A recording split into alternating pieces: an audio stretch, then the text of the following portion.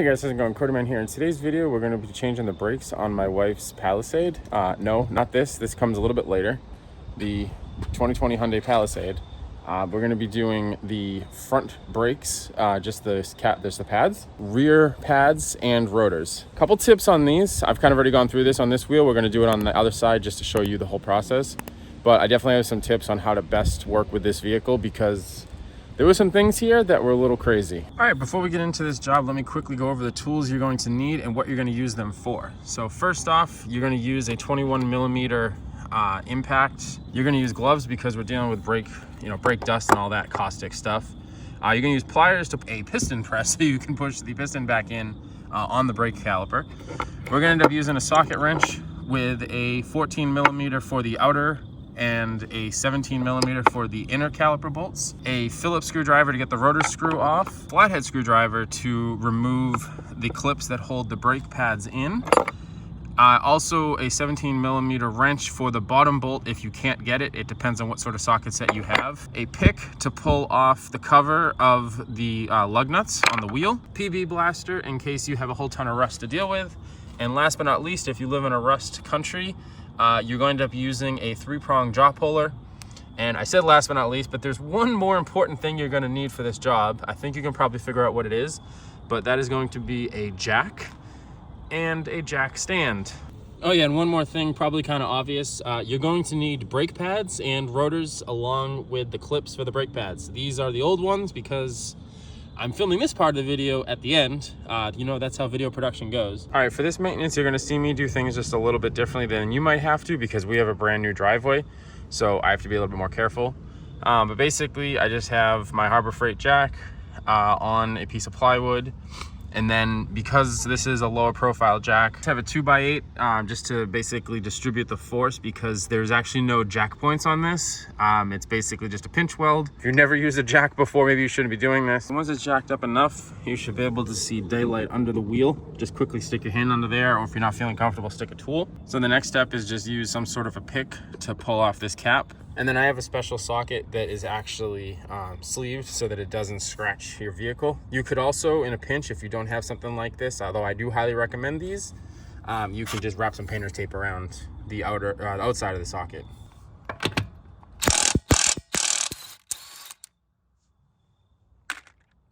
So what I do is I like to put them inside of here so they're nice and protected, because if you've ever seen Christmas Story, you don't want those to go flying. Okay, before I go ahead and take the tire off, what I like to do is get some sort of a jack stand, and I also have to put this on wood for the driveway, but you never want to put your hands underneath the vehicle when you are working on it on just a jack.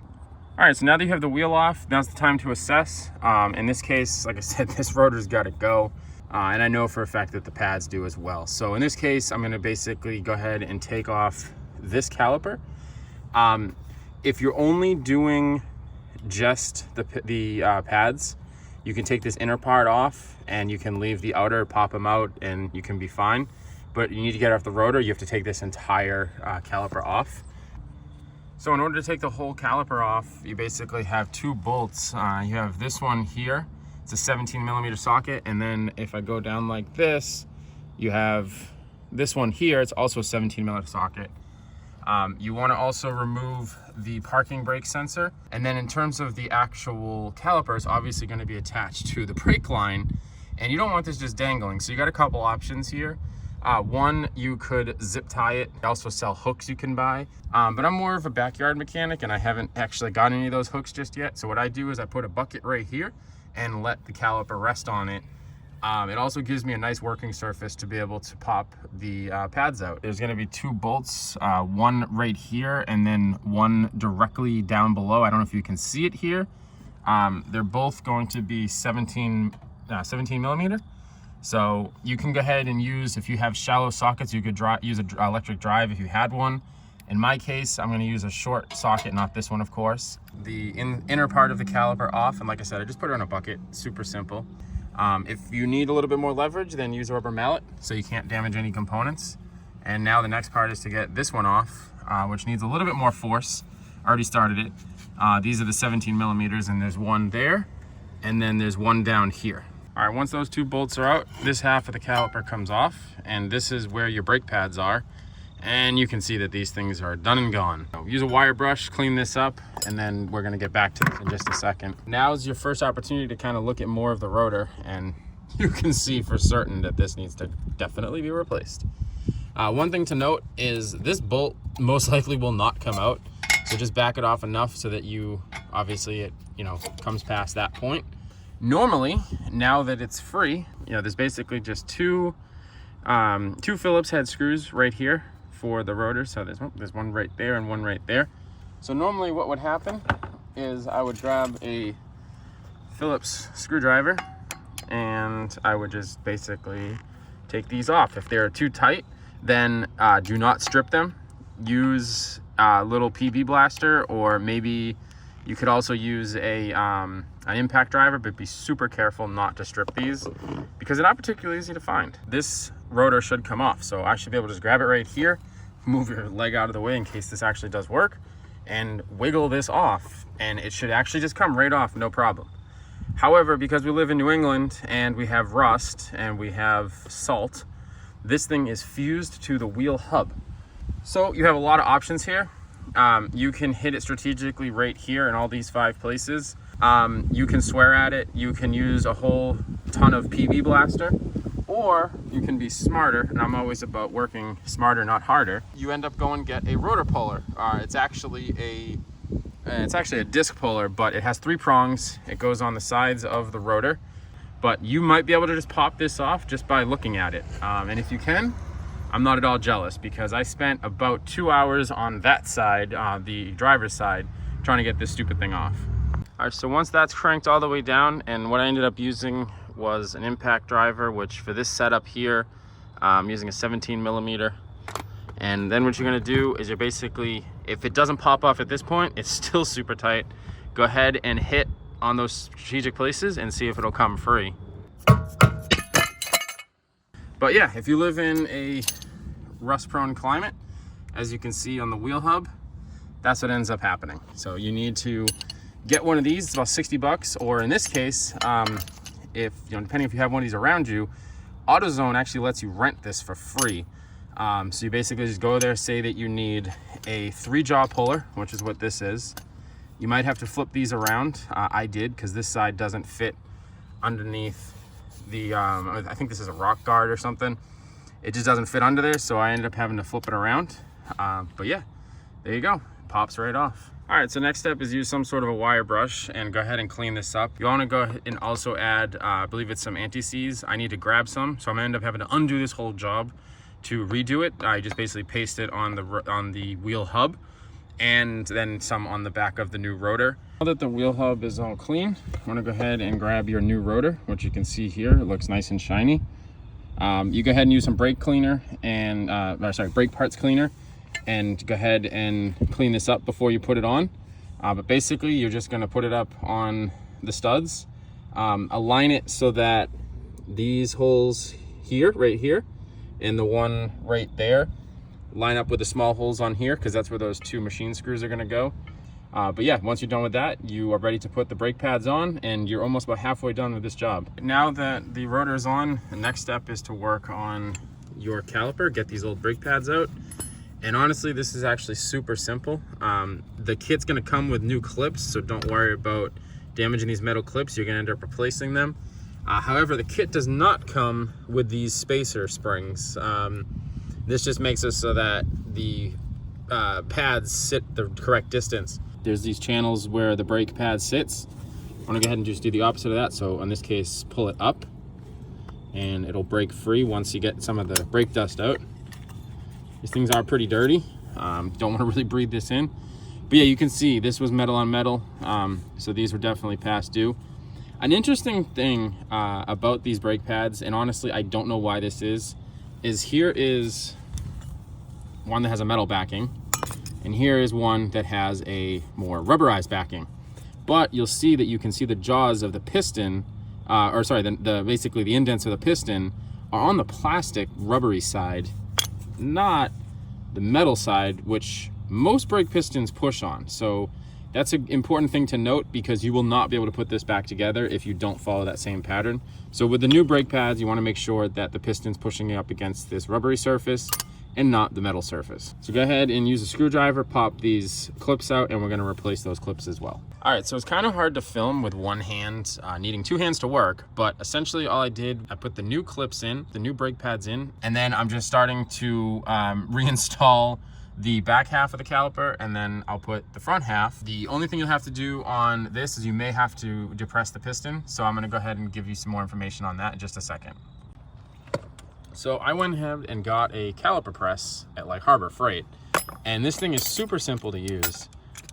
You basically, let me see if I can do this with one hand. You basically just put it in here and you crank it down so it gives even pressure on the caliper, and then you're basically gonna push it in, and it's going to depress the caliper so that you can put it on the new pads.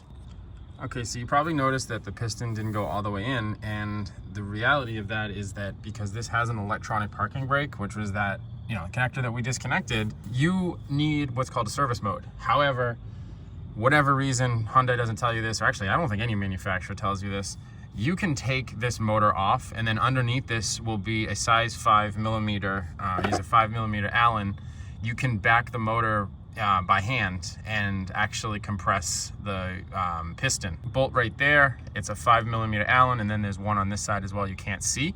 I'll go ahead and take that off, and then I'll show you what I mean for being able to manually back this off. So now that the parking brake motor is off, you can see that there's a gear here, and you can see that there's a receiver here.